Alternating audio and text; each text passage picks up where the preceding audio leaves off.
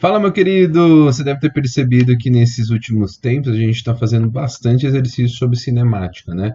Sobre velocidade média, e isso tem uma razão e uma lógica.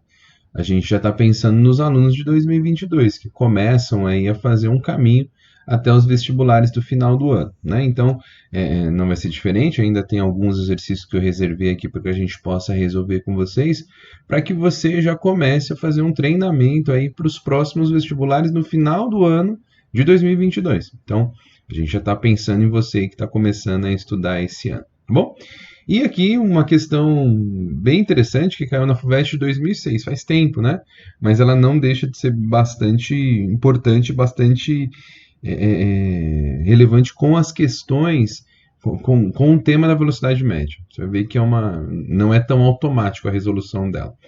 Vamos lá então, vamos pegar esse exercício aqui. Ele fala que um automóvel e um ônibus trafegam numa estrada mantendo suas velocidades constantes em torno de 100 quilômetros e 75 quilômetros. Então já vamos anotar isso para que a gente não se confunda. A velocidade aqui do automóvel, vou chamar ela de VA, tá? Ela é de 100 quilômetros por hora. Tá bom, vamos guardar essa informação aqui nesse primeiro momento. E a velocidade que eu vou chamar de VO, a velocidade do ônibus, é de 75 quilômetros por hora. Então, até aqui é só para a gente, como aqui ele não deu essa informação aqui explicitamente, VA e VO, eu que marquei essas informações e vamos seguir aqui. Os dois veículos passam lado a lado por um posto de pedágio. Então, vou marcar isso através de uma reta aqui, ó. Vou até aproveitar a figura do aqui do programa, que é essa marca aqui. Vamos usar essa marca que o programa usa. Ó. Então, vou deixar aqui. Então, vamos marcar esse ponto como um ponto de pedágio. Esse ponto de pedágio ele vai chamar um ponto P. Tá? Então, nesse ponto, eles estão no pedágio. Aqui você vai ter um carrinho. Vou desenhar um carrinho aqui bem bonito. Olha só, que carrinho bonito, né? E um ônibus aqui, eles estão lado a lado. Estão lá no pedágio, estão lado a lado aqui. E aí eles começam um movimento, cada um com a sua respectiva velocidade. Tá? Então aqui nós temos o ônibus e o carrinho começando a trafegar aí. Só que como eles têm velocidades diferentes, vamos só fazer a rodinha do ônibus, né, para não ficar tão um buraco aqui, pronto. Então, o ônibus tem uma velocidade menor, 75 quilômetros por hora, e o automóvel de 100 quilômetros por hora. Tá bom, então eles partem aqui, é esperado que esse carro vá na frente e que o ônibus fique em segundo lugar aqui. Os dois veículos passam lado a lado para um posto de pedágio, 40 minutos depois, ou seja, 2/3 de horas depois, passa por uma estrada. Essa informação aqui, eu gosto muito disso, viu? Eu prefiro sempre usar, quando se fala de minutos, para transformar em hora, é sempre bom você deixar na fração, porque aí você economiza aqueles números quebrados para velocidade. Então, por exemplo, 40 minutos é muito mais interessante você deixar o tempo em 2/3 de hora, de fato. Tá? Então, foi por isso que ele te deu isso aqui. Nessa mesma estrada, o motorista do ônibus viu o automóvel ultrapassá-lo. Então, pera, tem uma coisa errada, né? Porque como é que o automóvel vai ultrapassar o ônibus se ele está mais rápido que ele, né? Se ele tem uma velocidade maior, de 175. Então, o que o motorista do ônibus então supõe que o automóvel deve ter realizado nesse período uma parada de duração aproximada de. Então, o que você precisa descobrir? Você precisa descobrir quanto tempo o automóvel parou aqui, de repente, para ir num posto de gasolina, pode ter parado para ir no banheiro, enfim. Ele pode ter feito inúmeras coisas aqui e o ônibus seguiu sua viagem. O que a gente pode aqui de cara já estabelecer, né? Falar que a velocidade aqui do ônibus, ó, usando aqui a velocidade do ônibus, é um ΔS por um ΔT. Ele me disse que a velocidade é constante, ΔS sobre ΔT. Como esse ônibus aqui tem uma velocidade de 75 quilômetros, esse ΔS com que ele vai andar, ele vai ter um tempo de 2/3 de hora, 2/3 aqui. Esse é o ΔS com que o ônibus andou. Se eu multiplicar isso daqui, o ΔS do ônibus vai ser 75 vezes 2/3. Boa. 75 vezes 2/3, 75 vezes 2 dá 150, 150 por 3, isso dá 50 quilômetros.